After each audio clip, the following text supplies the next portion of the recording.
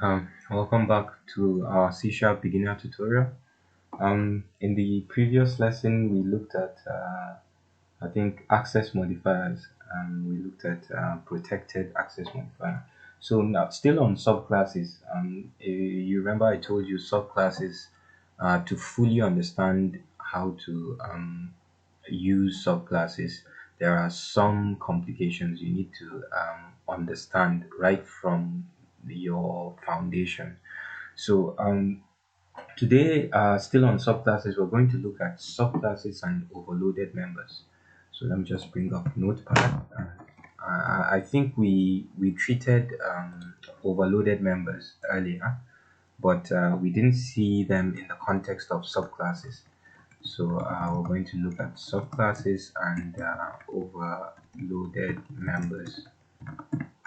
I keep using members. So members is just combination of fields, properties, and methods. Okay.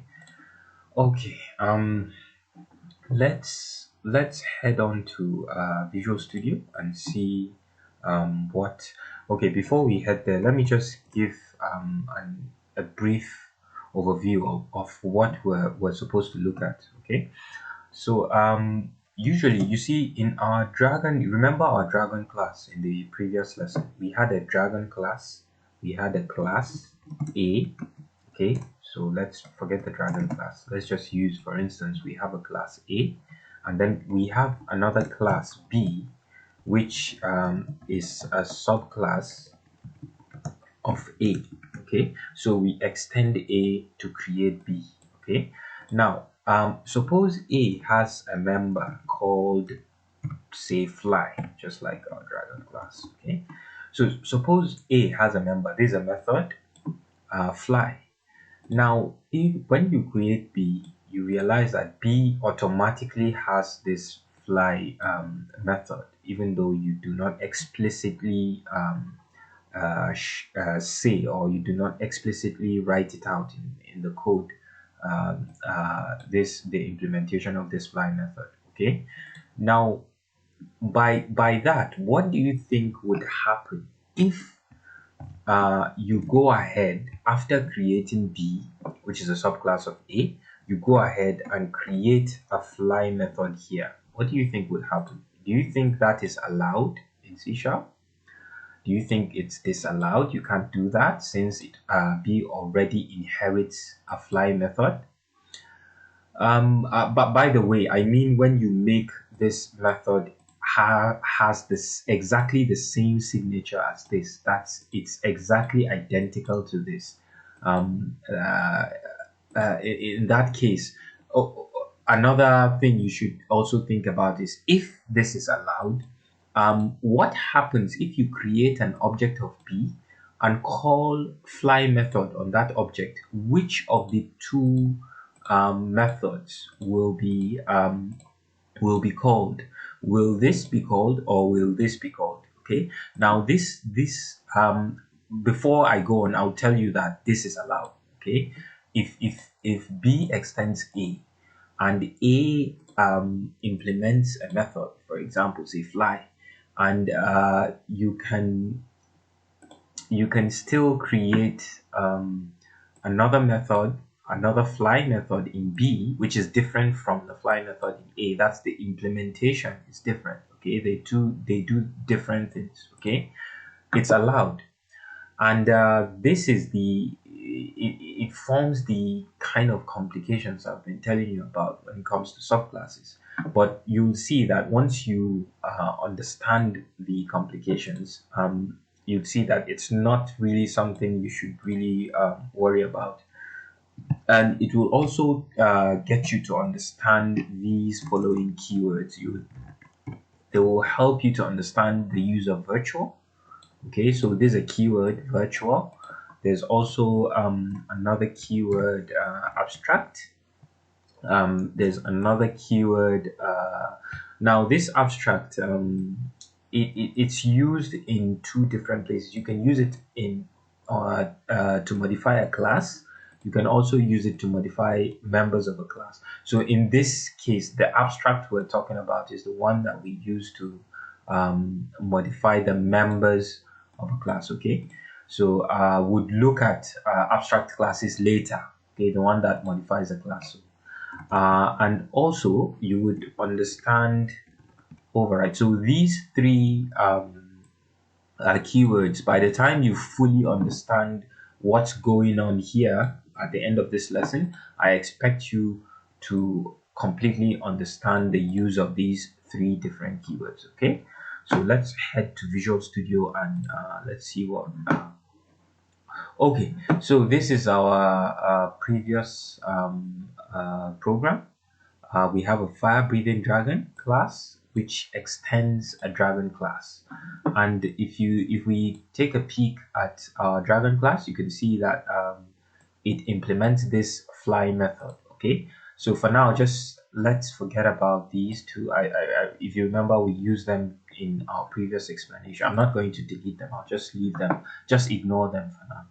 So what we're interested in is this fly method. Okay, so you notice that the dragon class implements this fly method. Okay, and this is how it implements it. It says glide, glide, glide. Okay, so whenever you call a fly on any dragon object, it goes glide, glide, glide. Okay, and then the fire breathing class, the fire breathing dragon class extends the dragon class. Okay, now this is what I'm saying. For now, it only implements breathe fire. Okay, now notice what I'm going to do. I'm going to create a fly method here. Remember, by this the fire breathing dragon class, extending the dragon class, it already inherits that fly method that we implemented in the dragon class. Okay, notwithstanding, I'm still going to create another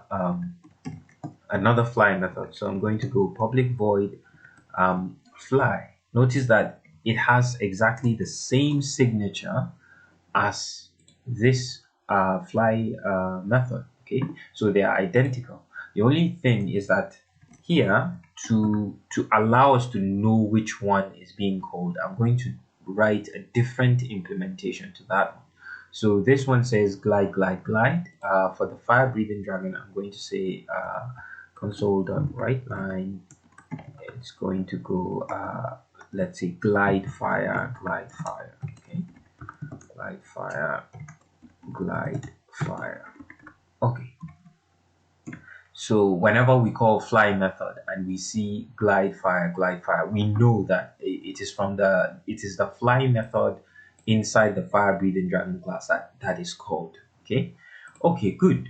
Now I'm going to save this file, save all, so you can see this works. There's a little warning here. You can see a little green line. This is not going to stop it. Remember, it's only when you have a red line on the underlining a word in your code that tells you that there's a syntax error. So this is not a syntax error, it's just a warning. It's just letting you know that something is going to happen that you might not expect. Okay, let's go ahead and read that warning and see what it's saying. So it's saying fire breathing dragon dot fly hides inherited member dragon dot fly. Okay, use the new keyword if hiding was intended. Okay, so what it's saying is that if we intend to hide this method, we should just go ahead and type in new here. Now, honestly, I don't know the difference whether you write the new or without the new, because by default, if you don't write the new, hiding is already implemented. Like it tells you, okay, hide. So you can see fire breathing dragon dot fly hides inherited member dragon dot fly. Okay, so we're already hiding the inherited member. Okay, so well, for maybe just to get rid of the green line, we can go ahead and type in the new keyword. So you can see this is another use of the new keyword. Okay, so you can use it to hide inherited members when you overload an inherited member. Remember, we're overloading this fly method. Okay, so when you use the new, you are hiding the previous one. But to be honest, for me, I really don't see the use. I would just write the public void fly. Okay. Um, well, for convention's sake, let's just leave it for just to get rid of that one. Okay. Okay. All right. So I'm going to go file, save all. Now, this is where the big question comes. Okay. What happens if we decide to create a fire breathing dragon? Okay, so let's create a fire breathing dragon. We're going to first create the variable where we're going to store it, and then we're going to create the object new fire breathing dragon, and we store that fire breathing dragon object inside this dragon1 variable. Notice that the dragon1 variable is of type fire breathing dragon. Okay. All right. Now, what happens if I call dragon1 dot fly? I know this is probably already obvious, okay? Because we said this fly method is hiding this fly method, so obviously you would think, you would think that it's the one in the fire breathing dragon class that will get called, okay? Okay, so let's just go ahead, save all, and run this and see what happens. Remember, the one in the fire breathing dragon class is the one that goes glide fire, exactly. So you can see it is the one in the fire breathing dragon class that gets called. Okay, the other one gets hidden. Okay, now this is one thing. Okay, if you use new, where is it? Where's our implementation of the fire breathing dragon class? Okay, so if you use new, you're hiding the old, that's the inherited fly method, okay, by using this new. Okay, in fact, let's go ahead to notepad and add that keyword new, and the new here we're referring to is the new keyword that works with members. Okay, not the one we use to create an object, is the one we use to modify a member. Just like the abstract is not the abstract we use to modify a class, is the one we use to modify members. Okay. All right. By the way, just to prove my point, I'm going to go back to my fire breathing dragon class. I'm going to eliminate that new keyword just to show you what I was saying. I've saved file, save all, save again. I'll run this program and I'll show you that it does exactly the same thing. Okay, so you see glide fire, there's no difference. Okay, the only difference is that little warning is now popping up. Okay, okay, so by default, if you don't use a new when you overload members in subclasses, it's as if you have the new keyword there. Okay, all right. Now let's do another thing. Okay, imagine if you created this fire breathing dragon class. Okay, now notice what we're doing. Remember, do you remember polymorphism? I think we did polymorphism 2 lessons earlier. Okay, we're using this fire breathing dragon object, this one that we created. We're using it in the form of a fire breathing dragon. Okay, remember polymorphism, the type you use to store this variable is usually the form that your object takes. Now let's try changing the form of this fire breathing dragon object. Okay, let's change its form to be the form of a dragon and see what happens. Okay, while still using that hiding fly method. Okay, let's do that. Okay, in fact, what I'm going to do is I'm going to use the dragon in 2 forms. Dragon 1 is going to be in the form of a fire breathing dragon, and then I'm going to create a new variable. So I'm going to say dragon2.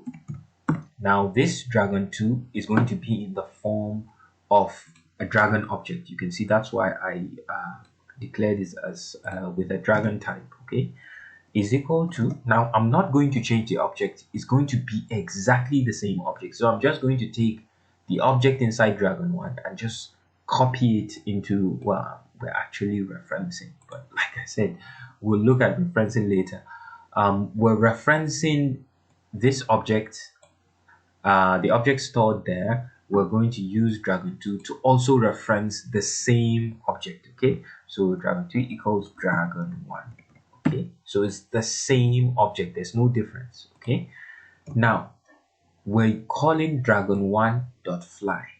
Okay, remember dragon1 is in the form, is going to take, the object here is going to take the form of a fire breathing dragon, because dragon1 was declared with the fire breathing dragon type. Okay, I hope this is making sense. Now we're also going to call dragon2.fly. Notice that it's the same object. Okay, it's the same object, there's no difference. Now why are we having oh, okay. I called it dragon. It should be dragon. Okay. Okay. Notice it's the same object. Okay. Dragon 1 is referencing the same object that dragon 2 is referencing.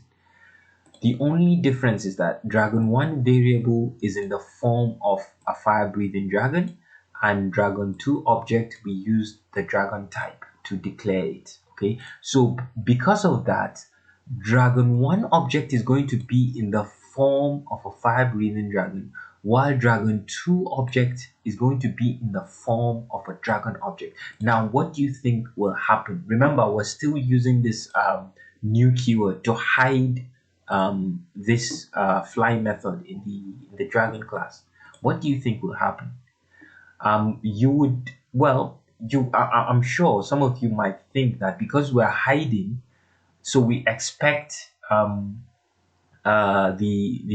fly method in the fire breathing dragon class to be called twice, but that's not what's going to happen. Okay, this one, because it's being hidden, doesn't mean that it does not exist. It's actually there. Okay, it's just that it's being hidden.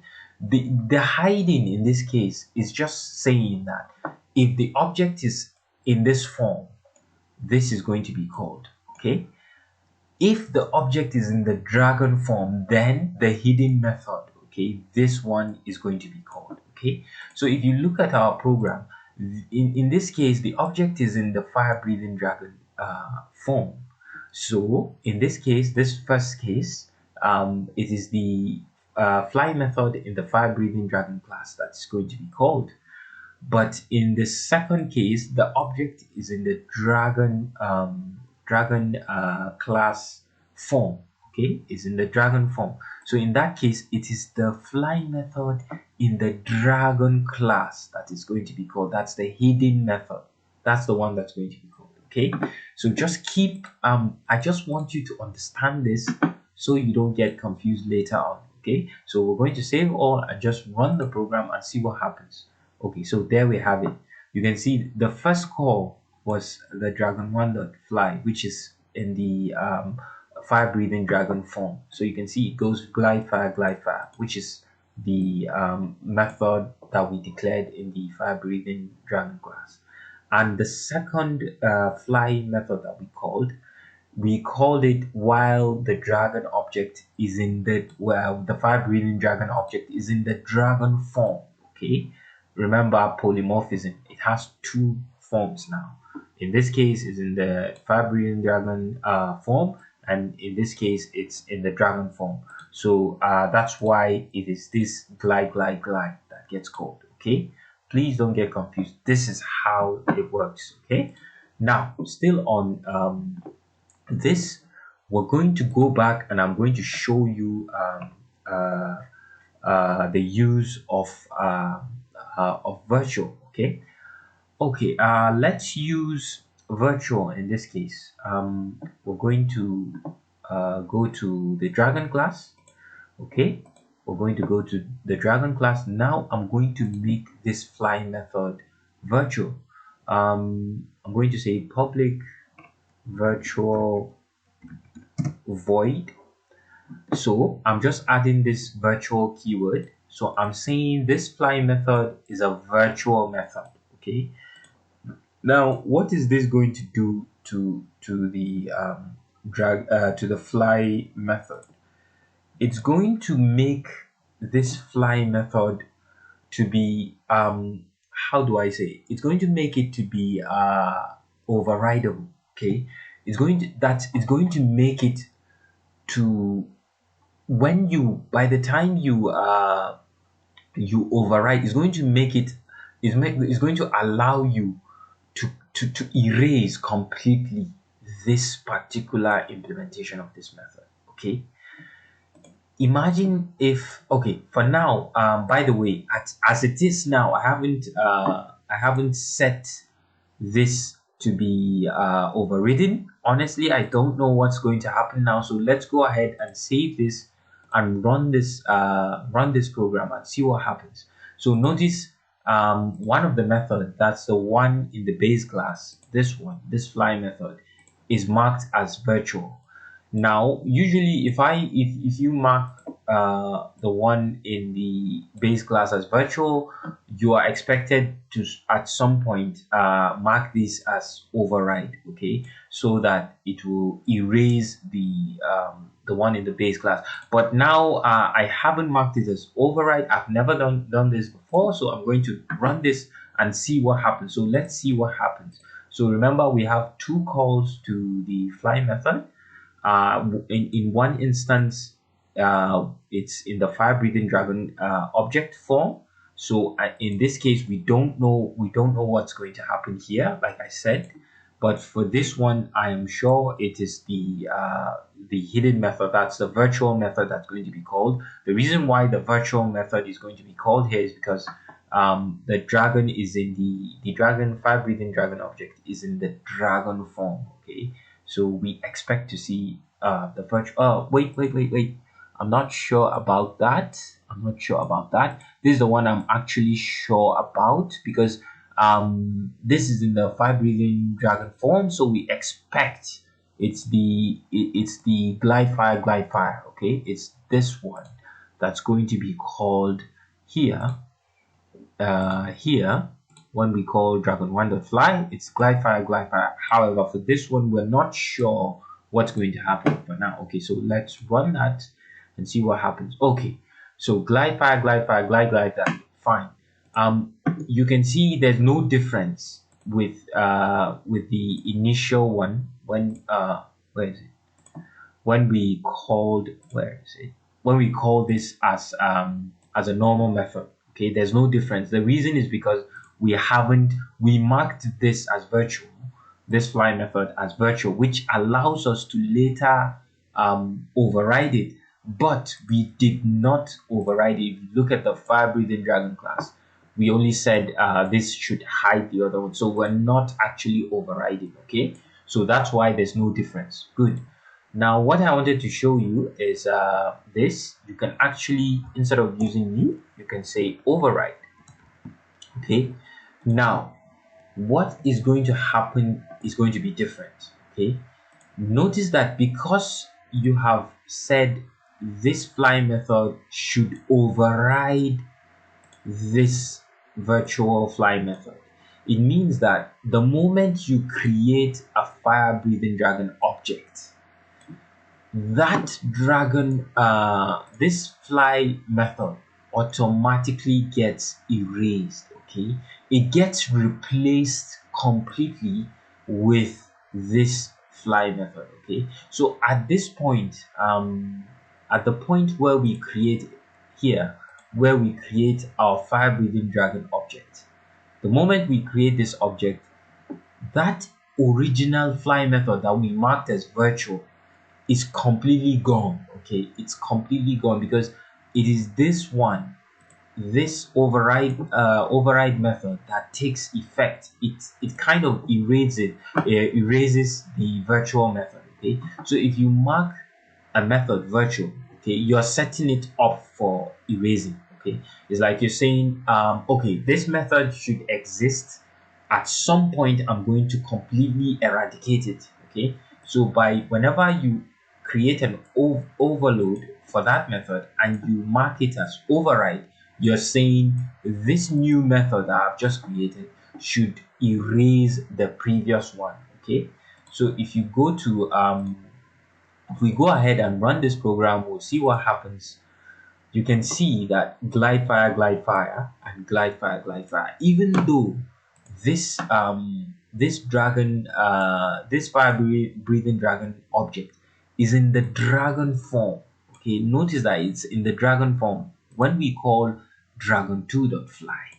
Even though it's in the dragon form, because we have completely erased this fly method, it is only this fly method that exists. So when you call fly, it is the override method, the method that's marked as override, that gets called. Okay, so I hope that explains, let's go to Notepad. I hope that explains virtual and override. We've already seen new. So the only thing left is the abstract. So let me quickly try to explain abstract. Okay. So for that, I'm just going to create a new method. We're going to call it, let's call it jump. So public abstract void jump. Okay, so this is a method, and I'm going to say why are we having cannot declare, exactly. For an abstract method, you can see it's complaining the moment I open the brackets, the curly brackets. It's see what it's telling me. Cannot declare a body because it is marked abstract. Okay, so that is what abstract is used for. When you mark a method as abstract, you have to terminate it this way. Why are we still having is abstract, but it is contained in non-abstract class? Exactly. Usually, you cannot have an abstract method in a non-abstract class. Okay, so you can only have abstract methods in abstract classes. So I think probably we should defer the explanation of the abstract keyword for members until we look at abstract classes. Okay, so I think we should end this video tutorial here, and we'll look at abstract members when we look at abstract classes. So we're going to look at, let's cut that out of there, and these are three we've looked at. So for abstract, we're going to look at abstract for members when we look at abstract for classes. So we'll look at the abstract keyword probably in the next lesson. Okay. Okay. So that's that for this lesson. I hope in this lesson we were able to understand the use of these three keywords: the virtual keyword, the override keyword, and the new keyword. So I'll see you in the next class.